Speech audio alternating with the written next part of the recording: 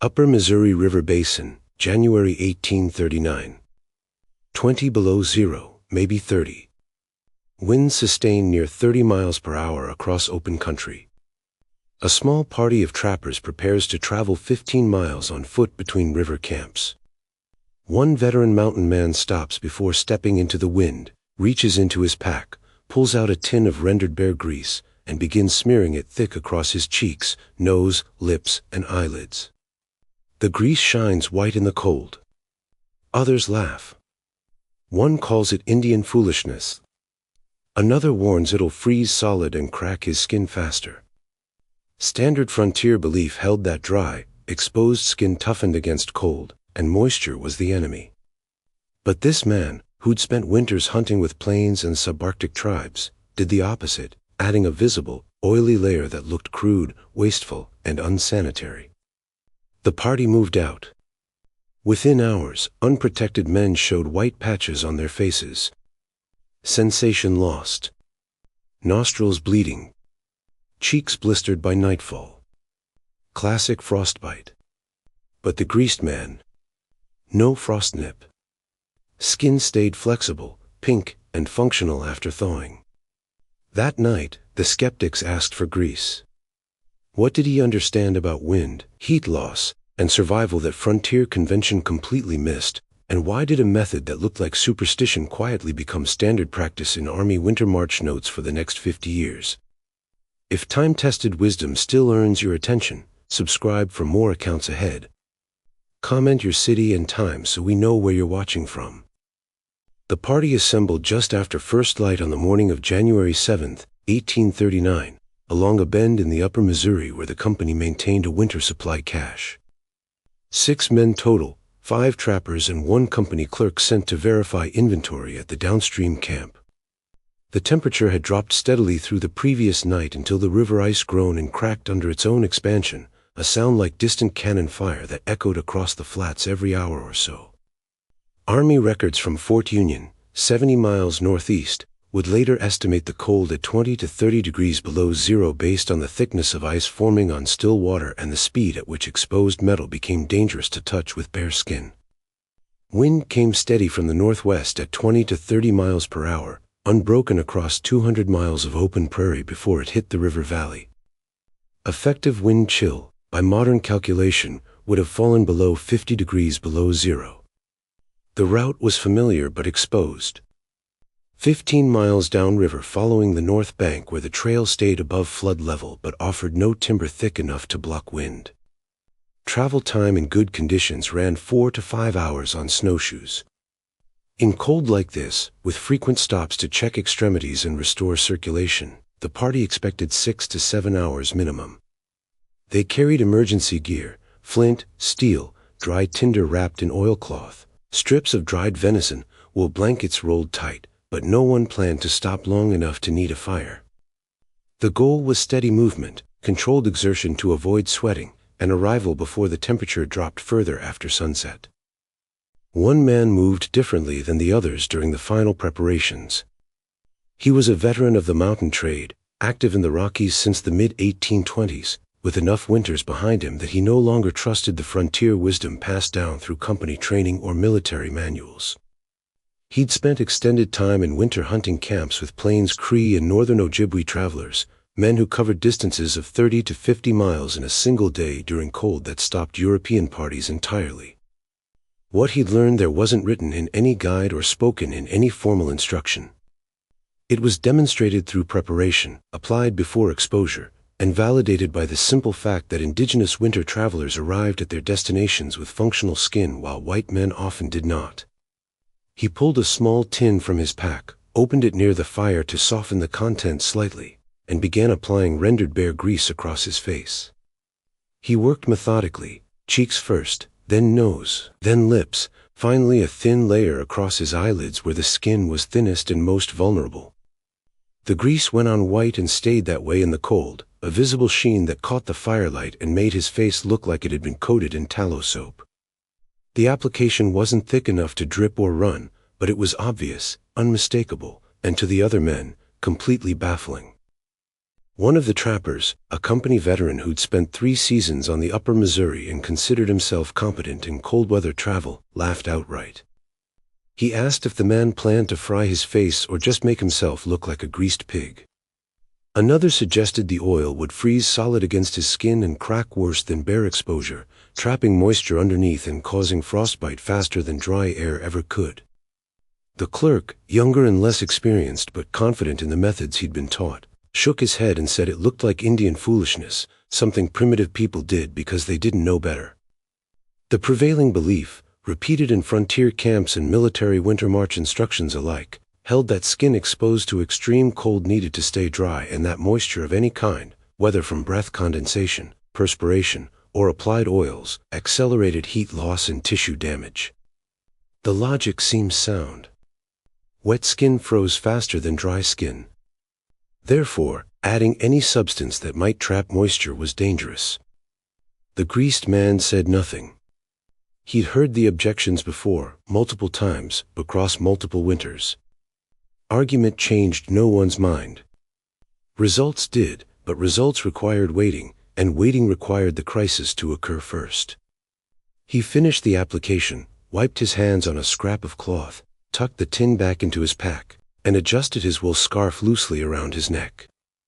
He didn't wrap his face tightly the way the others did, layering wool and leather across cheeks and nose until only their eyes showed. He left his face mostly exposed, trusting the grease to do what tight wrapping could not, block wind at the skin surface without trapping the moisture from his own breath against his face where it would freeze into ice crystals and worsen the cold transfer. The party moved out just after 8 in the morning. The wind hit them immediately once they cleared the last stand of cottonwoods near the cache. It came straight and cold, the kind of wind that found every gap in clothing and turned loose fabric into a liability. The men leaned into it slightly, adjusted their packs, and settled into the rhythm of snowshoe travel, slow, steady, mechanical. No one spoke. Speech required exposing the mouth, and exposed moisture froze instantly into ice that clung to beards and scarves and made breathing harder. They moved in single file, breaking trail in rotation every 20 minutes to distribute the effort. The greased man took his turn at the front without issue. His face stayed flexible. He could feel the wind pressing against the grease layer, could feel the cold trying to penetrate, but the barrier held. The thin coating of bare fat remained semi-solid even in the extreme temperature, its molecular structure resistant to freezing in the same way that whale oil stayed liquid far below the freezing point of water. It blocked the wind from stripping away the microscopic layer of warm air that clung to his skin. It prevented moisture from evaporating off his face, which would have cooled the skin through latent heat loss the same way sweat cools the body in summer.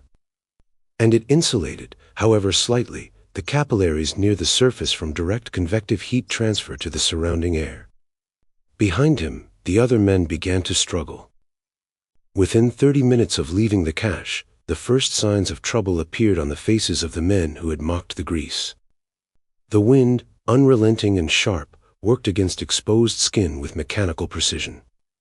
Every gust stripped away the thin boundary layer of warm air that human skin naturally generates through metabolic heat production and blood flow near the surface.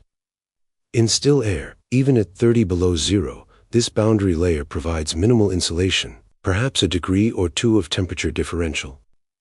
But wind destroys it completely. At 20 to 30 miles per hour, the replacement rate is constant. Cold air contacts skin, warms fractionally, is blown away, and new cold air immediately takes its place. The process is called forced convection, and it accelerates heat loss far beyond what temperature alone would suggest. The physiology of facial frostbite follows a predictable sequence. First, the skin cools rapidly as heat moves from the warmer tissue toward the colder air. Blood vessels near the surface constrict in an automatic response meant to preserve core temperature, reducing circulation to the extremities and face. This vasoconstriction protects vital organs but abandons the skin. Surface temperature drops toward the freezing point of human tissue, approximately 28 degrees Fahrenheit for skin with normal moisture content. When that threshold is crossed, ice crystals begin forming in the interstitial fluid between cells. The crystals grow, expand, and rupture cell walls. Sensation is lost. The tissue turns white as blood flow ceases entirely. What begins as frostnip, superficial and reversible, progresses into frostbite if exposure continues. Moisture accelerates the entire process. Every breath exhaled in cold air carries water vapor. When men wrapped their faces tightly with wool scarves and leather strips, as frontier practice dictated, that moisture had nowhere to go. It condensed against the fabric, froze into fine ice crystals, and created a cold, wet layer pressed directly against the skin. The ice conducted heat away from the face faster than dry air alone ever could. Men believed they were protecting themselves. In reality, they were trapping the very moisture that endangered them most. The greased man's face worked on an entirely different principle. Bare grease, rendered and purified through slow heating until the protein solids separated from the fat, consisted primarily of oleic and palmitic acids with a melting point at well below 0 degrees Fahrenheit. At 30 below, it remains semi-solid, neither liquid nor frozen hard. Applied thinly to skin, it formed a hydrophobic barrier, a layer that repelled water. Moisture from breath could not penetrate it. Moisture from perspiration could not evaporate through it. The grease blocked wind at the skin surface, preventing forced convection from stripping away warmth. And because it stayed flexible rather than freezing solid, it moved with facial expressions, breathing, and speech without cracking or breaking the protective seal. The principle was not theoretical. It had been tested across generations of winter travel by people who could not afford failure.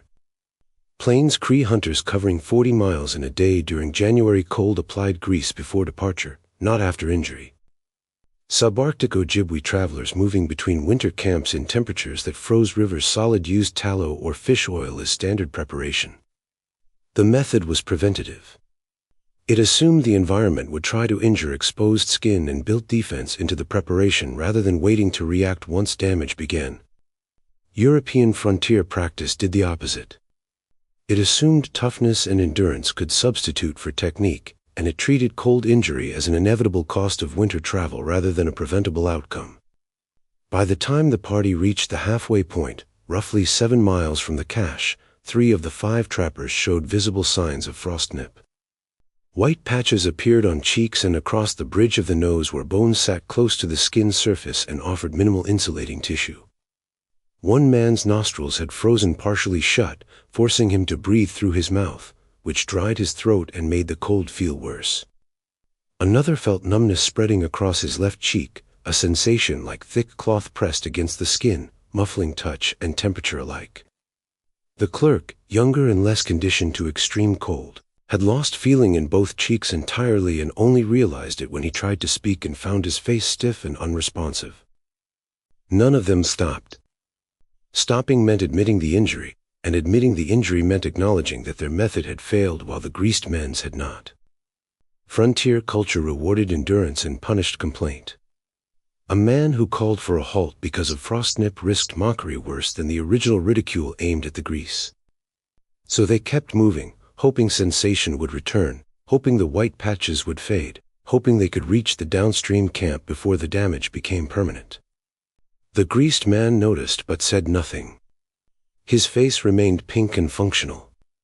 He could feel the wind pressing against the grease layer, could feel the cold probing for weakness, but the barrier held. He didn't need to wrap his scarf tightly across his mouth and nose. He didn't need to stop every 20 minutes to restore circulation by covering his face with his hands. He simply walked, steady and unbothered, while the men who had called his preparation foolish began to pay the price for their certainty.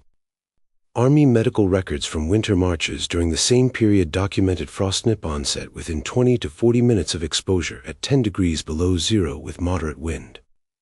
At 30 below with sustained wind near 30 miles per hour, the timeline compressed. Unprotected skin could develop frostbite in as little as 15 minutes. Recovery from mild frostbite typically required 7 to 14 days of reduced activity, often during the peak of the fur season when time lost meant income lost. Severe frostbite carried the risk of infection, permanent tissue damage, and in extreme cases, amputation of affected areas. The consequences were not abstractions. They were documented, repeatable, and avoidable. By the time the party stopped briefly to check their position and adjust loads, the contrast was undeniable. The greased man's skin moved naturally when he spoke. The others' faces had stiffened into masks, white-edged and numb. One man's cheeks had begun to blister beneath the scarf, a sign that ice crystal formation had already damaged the underlying tissue.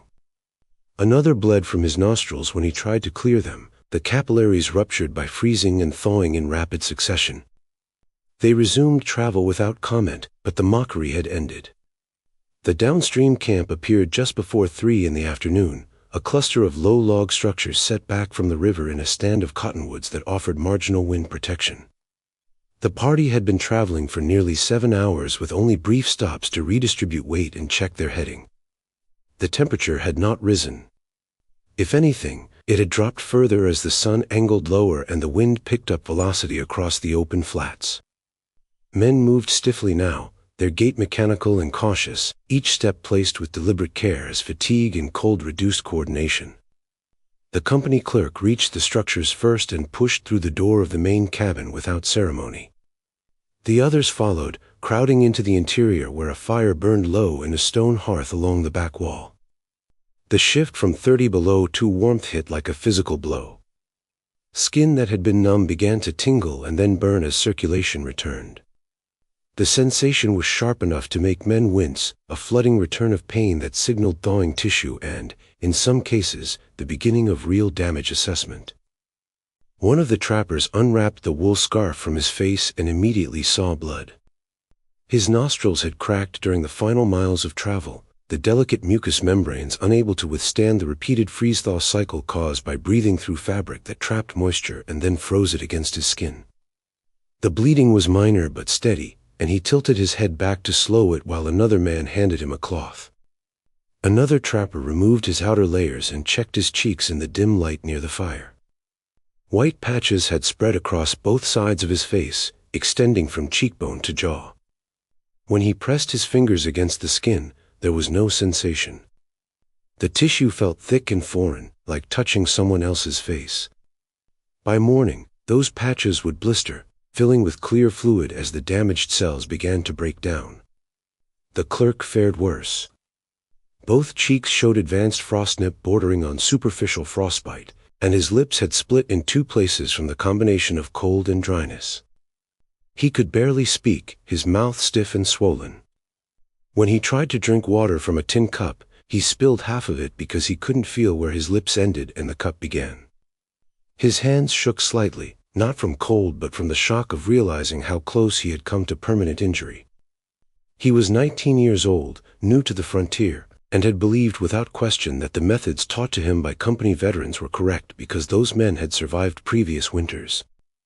It had not occurred to him that survival and optimization were different standards, or that men could endure damage season after season without recognizing there was a better method. The greased man entered last and moved directly to the fire. He unwrapped his scarf, loosened his coat, and knelt to warm his hands. His face showed no injury. The skin was pink and healthy, slightly windburned perhaps, but fully functional. He could feel temperature, pressure, and pain normally. There were no white patches, no numbness, no cracking or bleeding. He had traveled the same distance, in the same wind, at the same temperature as the others, and his face had remained protected throughout. The difference was not constitution or toughness or luck. The difference was preparation and technique. No one spoke about it directly. Frontier culture did not reward admitting error, especially when the error had been accompanied by mockery. But the evidence was visible and undeniable. The men who had laughed at the grease now sat near the fire with damaged faces, while the man they had called a fool showed no injury at all. The lesson required no explanation. It was written in blistered skin and numb tissue and blood-streaked nostrils. After the initial thawing period, one of the trappers, a man who had spent 2 full seasons on the upper Missouri and considered himself experienced in winter travel, approached quietly. He asked, without preamble, if the greased man had more bear grease to spare. The question was phrased carefully, without reference to the earlier mockery, without acknowledgement that his own method had failed. Just a simple request for access to something that clearly worked better than what he had been doing. The greased man pulled the tin from his pack and handed it over. He explained the application process in direct, functional terms. Warm the grease slightly near the fire until it became spreadable but not liquid. Apply it thinly to all exposed skin, cheeks, nose, lips, eyelids, before stepping into the wind. Avoid heavy buildup, which would collect dirt and debris and become uncomfortable. Reapply every 3 to 4 hours during sustained exposure, or sooner if the wind was particularly severe. The grease worked because it blocked wind at the skin surface, prevented moisture evaporation, and stayed flexible in extreme cold. It did not freeze solid. It did not crack. It did not trap moisture against the skin the way wool or leather did. The trapper listened without interrupting, took a small amount of grease, and applied it to his damaged cheeks even though the injury had already occurred. It would not reverse the frostbite, but it would protect the tissue from further damage during the return journey. Another man asked if deer tallow worked the same way. The greased man confirmed that it did, though bear grease performed slightly better in the most extreme cold due to its specific fatty acid composition. Rendered bacon grease was also effective, as was any animal fat that remained semi-solid rather than freezing hard or turning fully liquid. By the time the party bedded down for the night, 3 of the 5 trappers had applied grease to their faces. The skepticism had not disappeared entirely. Belief systems built on years of repetition do not collapse in a single afternoon, but it had cracked. The men who had called the method Indian foolishness were now using it themselves, quietly and without ceremony, because the alternative had proven painful and dangerous. The following morning, the clerk's face had swollen noticeably. The blisters on his cheeks had grown larger and more pronounced, filled with fluid that would take days to reabsorb. He would not be able to travel comfortably for at least a week, and the company would note the delay in his records. The trapper with the bleeding nostrils had developed crusty scabs that split each time he breathed deeply. Another man's cheeks had turned a mottled red and purple as blood flow returned to tissue that had been starved of circulation for hours. All of them would heal, eventually, but the recovery time represented lost productivity during the season when fur quality was highest and travel windows were narrowest. The greased man's face remained unmarked. The return journey began 3 days later, after the company clerk's face had healed enough to make travel feasible and the inventory work at the downstream camp had been completed. The temperature had moderated slightly, rising to perhaps 15 below zero, but the wind remained steady and the conditions were still severe enough to cause frostbite on unprotected skin within 20 to 30 minutes of exposure. Every man in the party now carried animal fat in some form. 3 had bear grease supplied by the veteran trapper. 2 had rendered deer tallow scraped from hides processed at the downstream camp. 1 had bacon grease saved from breakfast and stored in a small leather pouch. The specific source mattered less than the principle. All animal fats shared the key properties: hydrophobic barrier formation, semi-solid consistency in extreme cold, and wind-blocking capacity at the skin surface. Before departure, the greased man demonstrated the application method in detail, treating it as instruction rather than performance. He warmed a small amount of bear grease near the fire, holding the tin close to the coals until the fat softened to the consistency of cold butter. Not liquid, which would run and drip and waste material, but spreadable enough to apply in a thin, even layer. He used 2 fingers to scoop a small amount and began with his cheeks, working the grease into the skin with steady pressure. The application covered the entire cheek surface from cheekbone to jawline, paying particular attention to the areas where bone sat close to the surface and tissue depth was minimal. Those were the places that froze first. Next came the nose, where he applied grease across the bridge and down both sides, ensuring coverage over the cartilage and the thin skin stretched across it. The nostrils receive a light coating just inside the opening, enough to prevent cracking but not so much that it interfered with breathing.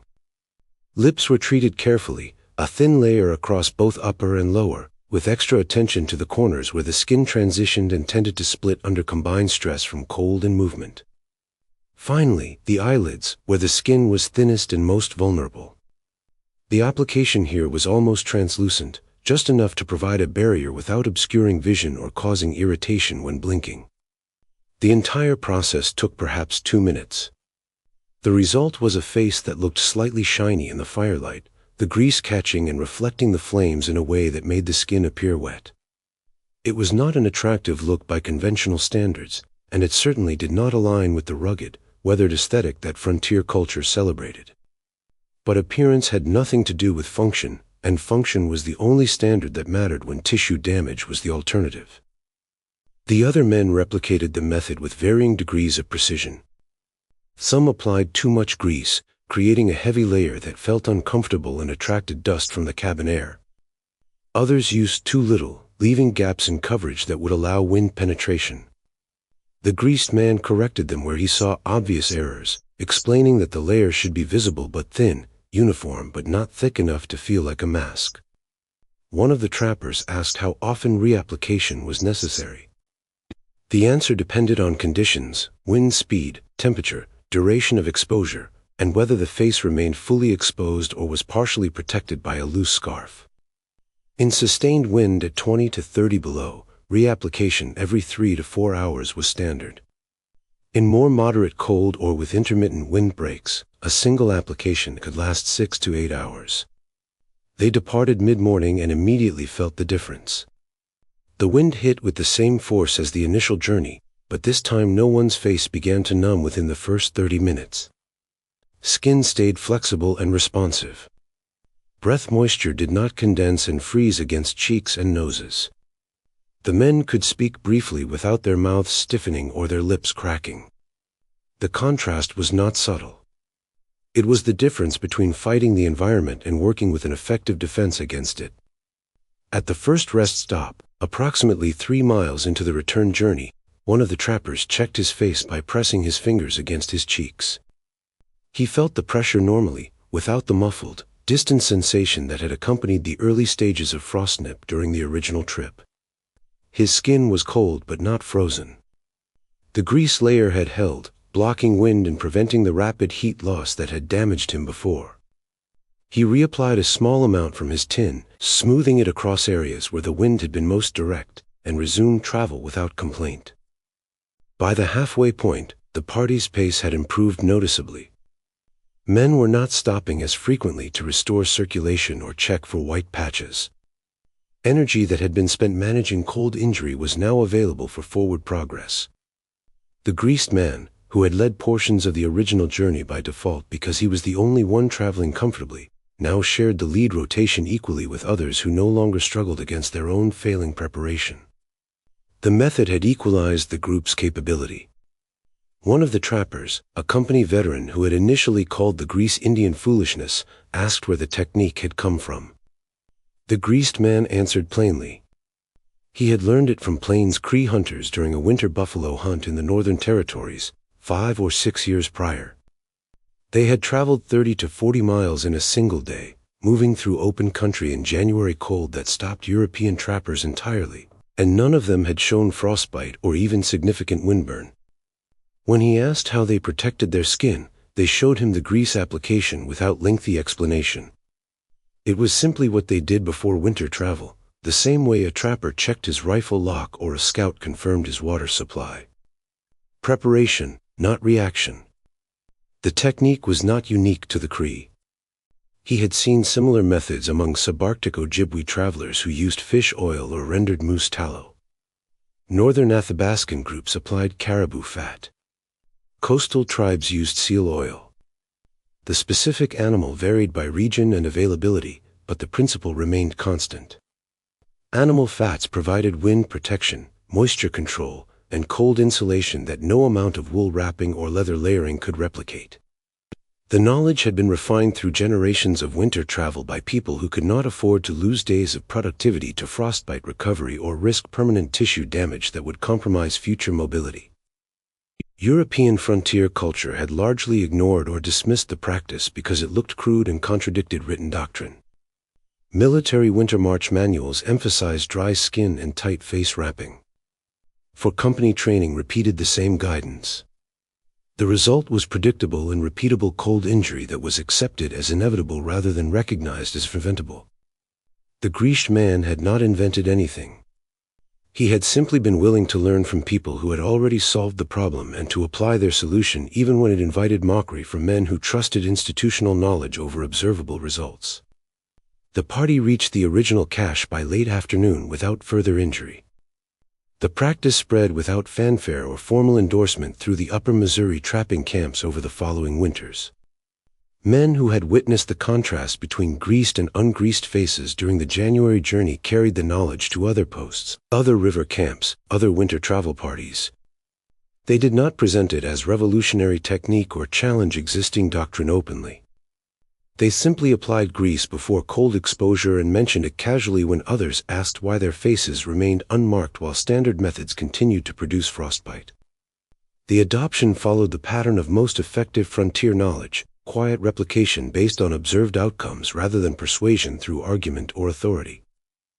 By the winter of 1841, company supply lists at Fort Union began including rendered bear grease and tallow as standard cold weather provisions alongside wool blankets and leather mittens. The shift appeared in inventory records without accompanying explanation, suggesting the practice had become common enough to warrant official recognition even if the mechanism behind its effectiveness remained unexamined.